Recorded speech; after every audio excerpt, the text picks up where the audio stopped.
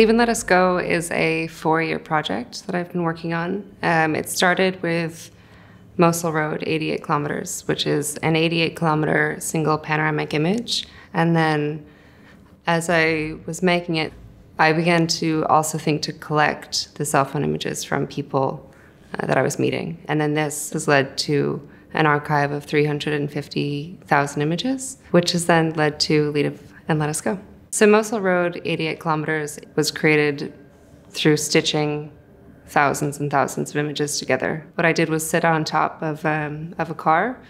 Probably took a total of 3 weeks, going about 15 kilometers per hour, taking an image every 3 seconds. So Mosul Road it's the main thoroughfare between these 2 major cities, Erbil, which was the last city to escape capture from ISIS, and Mosul, which is where ISIS really took hold and proclaimed their caliphate in Iraq.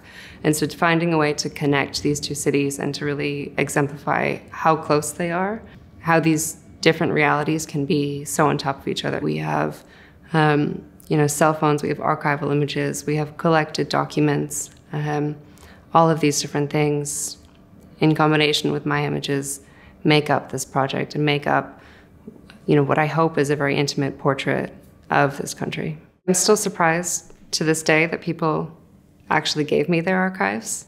One day, this guy came up to me and sat down. He wanted to share his life, so he started flipping through his phone. His wife, his kids, the people that he had killed that day. It was just a very strange compilation of images, and that really planted the seed. And then I slowly started asking people how it impacted them, and if I could download a few of them. I thought it would be much more difficult to get the images. Who would just hand over their phone to some person that they had just met?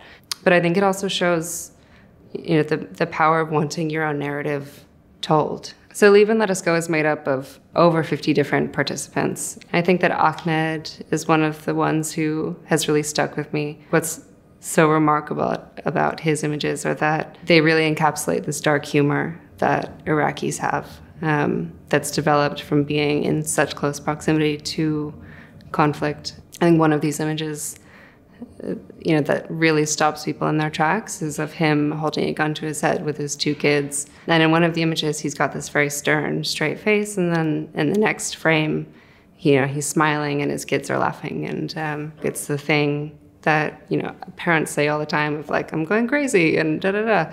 And then he's actually visually representing it, which he would never do in most parts of the world.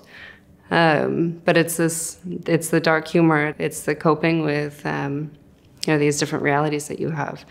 I'm still in touch with all of the people that I have photographed. I mean, it was a major sort of ethical concern for me to just be, taking these images, especially from someone who's 18, like would I have wanted someone taking my personal images at 18 and then having the ability to do anything with them. It's a constant dialogue of what's okay for me to use and how they want to be represented. The main takeaway from this work is really to shift the perspective on what, this country that we all associate, certain terms and certain images with.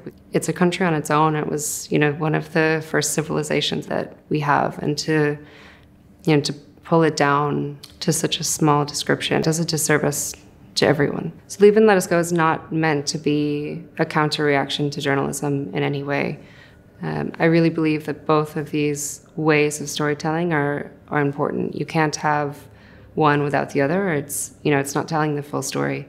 A number of the soldiers that I worked with carried the images that other photographers have taken of them on their phones. The foreign influence, whether it's from the US Army or if it's from journalists, it's all present and it's all part of the story of this country. It's not about changing the narrative into one specific lens. It's about really stepping as far back as you can to include all of the different aspects.